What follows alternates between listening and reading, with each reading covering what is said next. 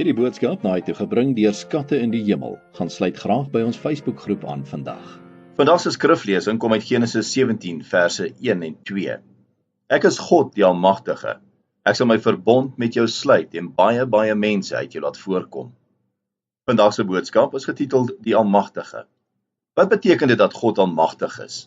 Wanneer jy hierdie sinsnede lees, let op die komma tussen God die Vader en die Almagtige, soos wat dit in die geloofsbelijdenis staan. Hiermee bevestig ons eerstens God se vaderskap en tweedens sy almag. Sy mag word dus getemper deur sy vaderlike liefde. Dit plaas sy kinders in 'n heel ander verhouding as diegene wat hulle beskou as hulpelose pionne in die mag van ander magte of afgode wat dreig om hulle te vernietig. As Christene glo ons dat God magtig is, trouwens dat hy almagtig is. Daarmee saam leer ons dat God se mag behels dat hy alles kan doen binne sy liefdevolle voorsienigheid. En omdat God heilig is, sorg hy dat alles volgens sy plan verloop en dat hy sy doel met die skepping bereik.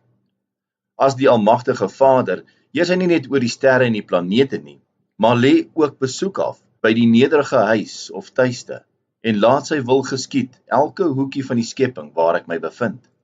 As die almagtige Vader, herskep hy selfs my hart. Ons lees in Esegiel 36 vers 26, ek sal julle 'n nuwe hart en 'n nuwe gees gee. Ek sal die kliphart uit julle liggaam uithaal en julle 'n hart van vlees gee. In die lig hiervan kan ek onvoorwaardelik verkondig dat ek glo in die Vader, die Almagtige. Kom ons bid saam. Hemelse Vader, almagtige God, skepper van die hemel en aarde, herskep my hart en siel sodat u wil kan geskied op aarde sowel as in my lewe. Ek bid dit in Jesus naam. Amen.